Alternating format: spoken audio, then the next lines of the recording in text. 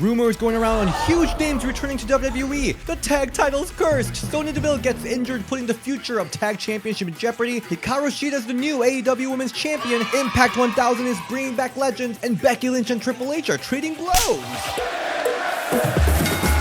Welcome everyone to Ring the Bell. This is DS, and this is our news and rumor episode because there's so many things happening right now. And we've got a very special guest. I wanted to have him for a while. Oh my god, the amazing Muscle Man Malcolm on Ring the Bell! Hello all. How are you? Number one Homo sapien in the building, Muscle Man Malcolm. How's it going? I love that. Number one Homo sapiens. I will say I'm a number one homo in Ring the Bell. That's how it goes together.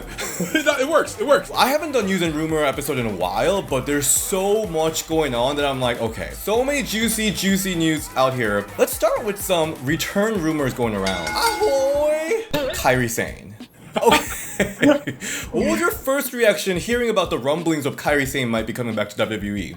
Yo, Kairi Sane coming back would be fire. I think there's so many opportunities for her on that main roster, even going down to like an NXT to even work with some of the new girls down there because they have such a great roster, and would definitely could like getting some wins over Kairi Sane can really help their career, or her getting some wins over them can help her career, and just everything involving like the current women's title scene right now with Io being the new champion, Asuka still need a rematch. Like there's many avenues that she can go down. This news kind of came around the SummerSlam time, so everyone's like, oh my god, is Kairi gonna come out tonight to help Io or something? But basically what's happening is Kairi is expected to return to WWE in near future. So she said, I have made a decision. I can't say it clearly, but in preparation for a new voyage of determination, I would like to put my activities on indefinite hiatus as of the end of September 2023. Rest assured that this is a positive decision. So she apparently has a couple dates still left in Japan to go through, but then after that, she will be heading to WWE. Dave Meltzer talked a little bit more about that. There is more to the situation. It seems like there might be a little more drama, maybe, I don't know. That will likely become public knowledge around 2024. He also noted that Kairi had multiple offers, which probably hints at AEW being interested in her. Ooh, I mean, like, I want to see Kairi show up in like an NWA personally. I think that would look even cooler. But like to see her come back to a possible WWE, I mean, that'd be sick. There's so many matches that she could run back or have some new matches going forward, like her and Becky, her and Bianca, her and Charlotte. I don't even know if they've all faced each other before, but run it back, happen again, whatever it is. I think Kairi coming back is a great opportunity for everyone. It is a wild time because obviously Io Sky is a new WWE Women's Champion. Asuka hinted at her retirement. She hinted that she doesn't have that much time left with wrestling after SummerSlam loss, and then we all know the history with Kabuki Warriors, and of course Io and Kairi has been so close. So there's just like so much possibility now with Kairi coming back. It's a Joshi explosion. It really is. Like, Asuka's retirement match against Kairi Sane, that would be insane, actually. I would love to see her, like, try to get Io to, like, leave Damage Control before they break up with her. I think that'd be really interesting, and for her to kind of be, like, Io's, like, coach or mentor, kind of, like, showing her the light, like, yo, these guys are using you, bruh. Come out of the darkness into the light. Join me. We can go after the tag titles. I can go after your title. It would be great. Or maybe she could turn heel, turn on Io, go for the belt. There's so many possibilities. So many. The thing about Kairi, I think she was just so phenomenal in NXT, but I think on main roster, I did love Kabuki Warriors, but I think she didn't really hit the top potential.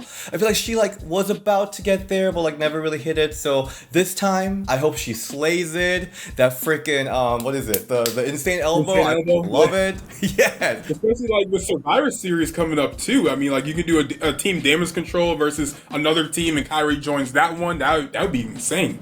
Oh, I love that. I love that. The second return rumor going around is none other than the irresistible force, Nia Jax. So according to report, there has been a lot of talk over the past few days that Nia Jax might be returning to WWE. She's not backstage on Raw or anything, but several different sources have stated that her name has been floating around, mentioned a lot as of late. You seem very excited about it. Yes, sir. I came prepared with my top 6 Nia Jax matches of all time.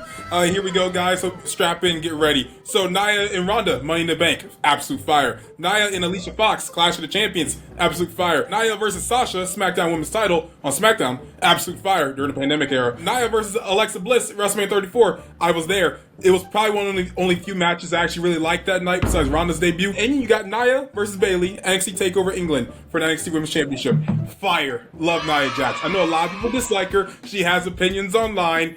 I don't read her Twitter, X, whatever you want to call it. So I stay pure from that, so I just watch the wrestler, and I'm thoroughly entertained. One thing I always get from Nia Jax is the entertainment, because she's so funny. She's just, as a heel, from the Reggie storyline, everything. She just serves entertainment all the time. I did talk to her about the whole criticism about her being unsafe on Ring the Bell, and she, talks about it. When people were making like YouTube clips of like, oh, this and that, I'm like, okay, first of all, I'm not the only person that messes up in matches. There's like some of the best athletes and the most over stars that don't have perfect matches. Right. I really try hard. I really want to make people look good. I really want to tell a great story. And, sometimes mistakes are happened and I never want to be unsafe. I always made it a point to make sure that everybody felt comfortable in the ring with me. I think if you listen to the interview, you'll have a better understanding of where she's at. But at the end of the day, she's there trying to protect everyone and have a safe match. Also, during the interview, she did say couple times that she is interested in coming back, and she kind of missed that crowd, she missed that art. So I think it's both parties. If WWE is interested, and Nia Jax obviously is interested. What I really truly miss is getting in the ring and performing.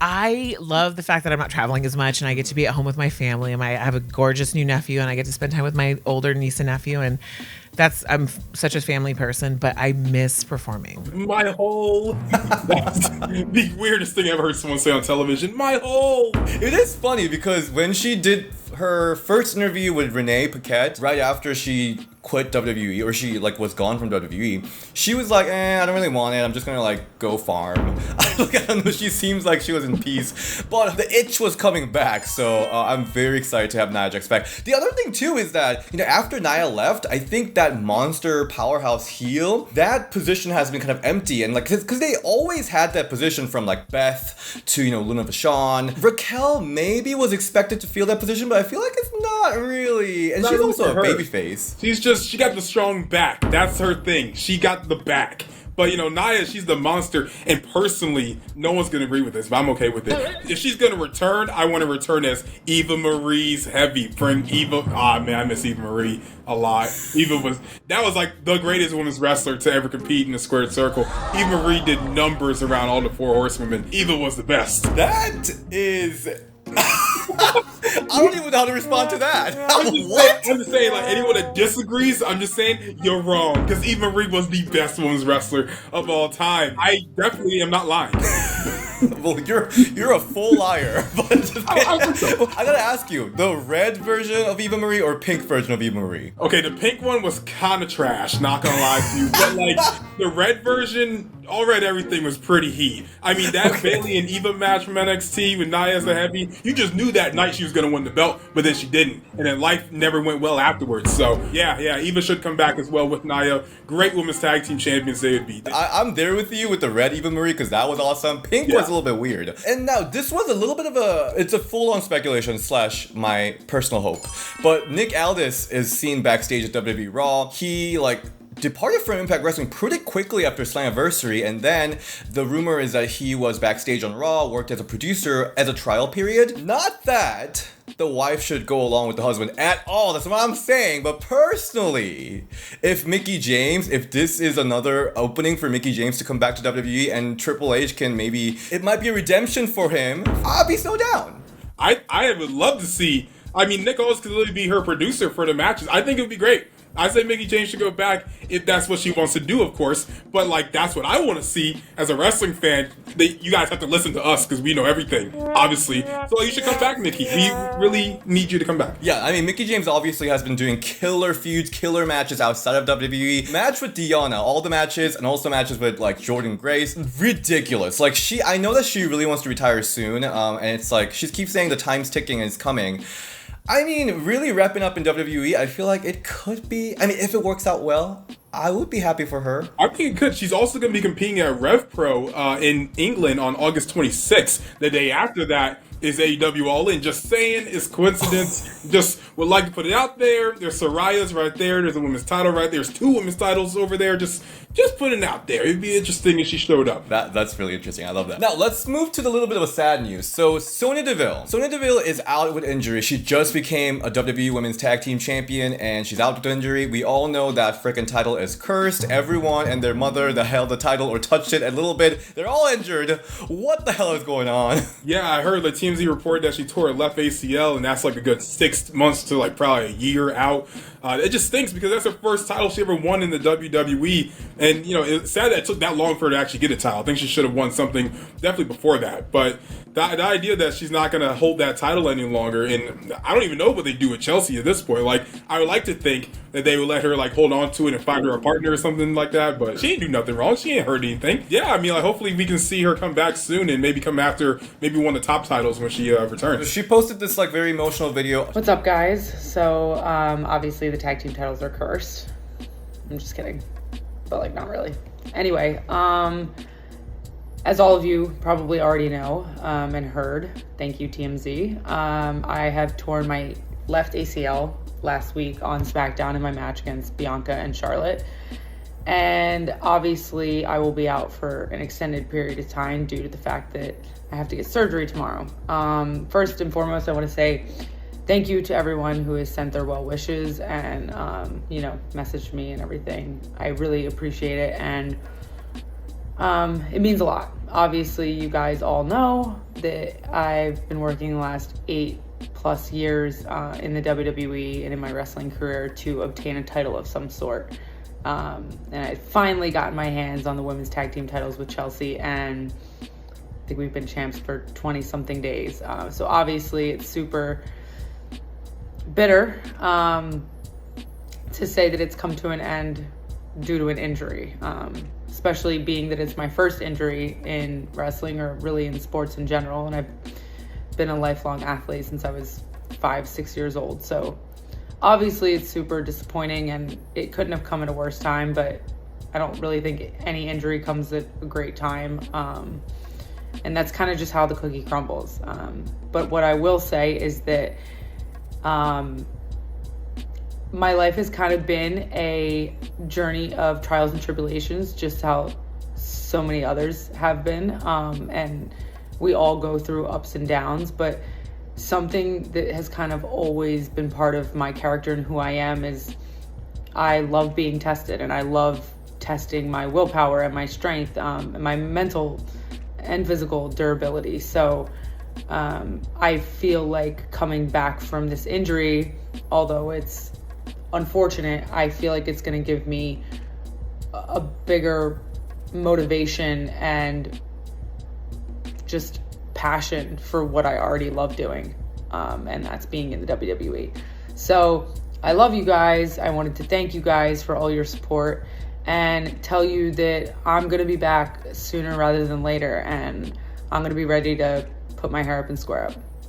But the interesting thing is that she just got a surgery and then she posted, I am still the champion. So I don't know what is going on. Even on Raw, they like vaguely mentioned, they did mention that Sonya's out with the ACL injury. And then they said, we'll have to figure out who's going to become WWE Women's Tag Team Champions. But they did not strip Sonya and Chelsea of the title. So it's like very unclear what they're going to do. No tournament, nothing announced. But one thing that is interesting from Nia Jax rumor is that one source went as far as to say that there is already a plan in place for women's tag titles following Sonya's injury, and it may involve Nia Jax. So maybe it's not Nia and Eva, but it might be Nia and Chelsea. I love Chelsea Green. I just don't know if that's a pairing I really want to see. I think they're better not in a tag team. Just separate them. Also, Fightful reported that Kaden Carter and Katana Chance could be in creative plans real soon. Could be regarding this tag title. But what I personally want to see is Alba and Isla, because they're witches, and they better bring some sage and like get the curse out of the way, because like what the hell is going on? Or like Indy Hartwell can get some more TV time. That'd be great as well.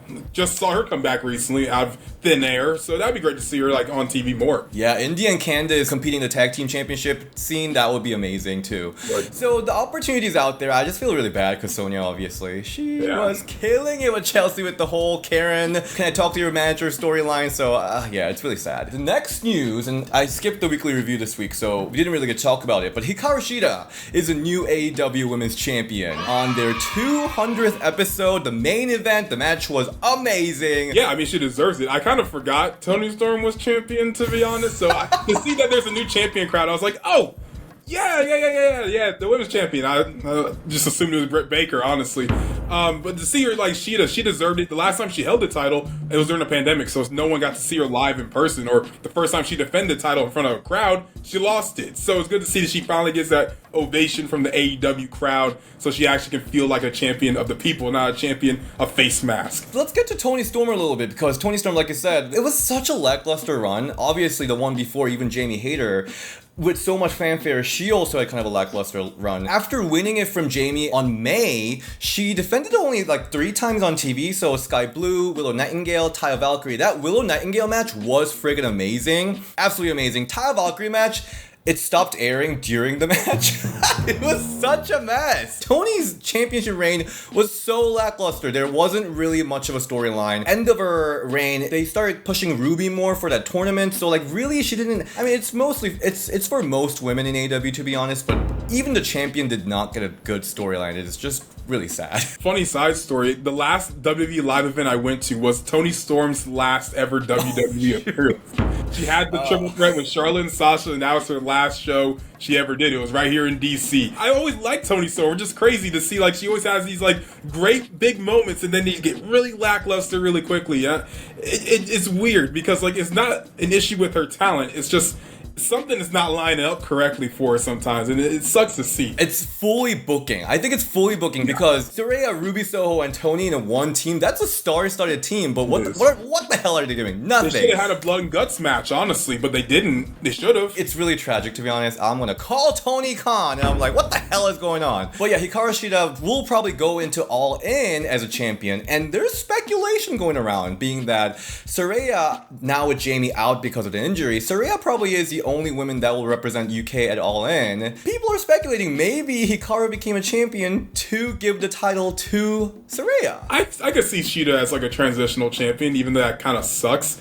But like I think a feud between like Toni and like Saraya going into like All Out for the title, I think would sound a little more interesting actually. Like just the fact there's so much built in between them. Yeah, I mean Saraya being champion, I'm all for it. I mean, I think she's great. All her matches so far have been pretty fine, all things considered. She hasn't wrestled in so many years. Like, it's been doing well. She's such a superstar, but AEW hasn't really tapped into that at all. So if they can do it, maybe hopefully. All In the hometown might be the way to go. And on AEW Dynamite, they just announced that there will be a fatal 4-way match at All In with Toni Storm using her rematch clause. So she's confirmed. Amber Baker and Saraya will probably be in this match. Another exciting show happening is Impact 1000. So it's their 1000th episode happening in September 9th. So Gail did tell me that I should probably come over, that women's wrestling fans will be super excited. And they just announced Beautiful People and Awesome Kong. They will be returning to Impact Wrestling for that special show. Yeah, no, I'm an Awesome Kong guy. So, I mean, like, to see her come back to me dope. I don't know if she wrestles or not, but, I mean, that'd be sick to see her get back in the ring one more time. I did ask Brandy Rhodes when I interviewed her. By the way, love your open mic night bitch little short. So good. Thank you. Who the hell told you that tonight is open mic night, bitch? I finished my story. Something that Cody can never do. I talked to Brandy about Awesome Kong whole situation. That video will be dropping soon, so get ready for that. But Awesome Kong, she retired. She doesn't wrestle anymore. But just to be selfish, I do want to see Awesome Kong and Beautiful People mix up with the current crop, because right now, they might not be the most popular wrestlers right now, but even the Masha Slamovich, Killer Kelly, Diana. Impact Wrestling is so full of so many talented people right now. Of course, Trinity. I want to see them mix up. I was talking to Gail on the Impact like Plus press thing that they were doing, and I asked her, I was like, would you ever want to like have one last match against Trinity for the title? And she didn't seem against it. So I'm just saying that would be a great match going into like Bound for Glory. Gail said herself that nobody actually retires, so she might be coming back if it's a right match. But also, like you said, Mickie James is like now healed and she might be coming back to wrestling. So 1000th episode, mixing in all these legends, might be a good thing for Mickie James to do too. Now we got small news items to just briefly talk about. Becky Lynch and Triple H throwing blows at each other. So obviously we know that Trish Stratus versus Becky Lynch match was supposed to be at SummerSlam, but that was pulled because of time.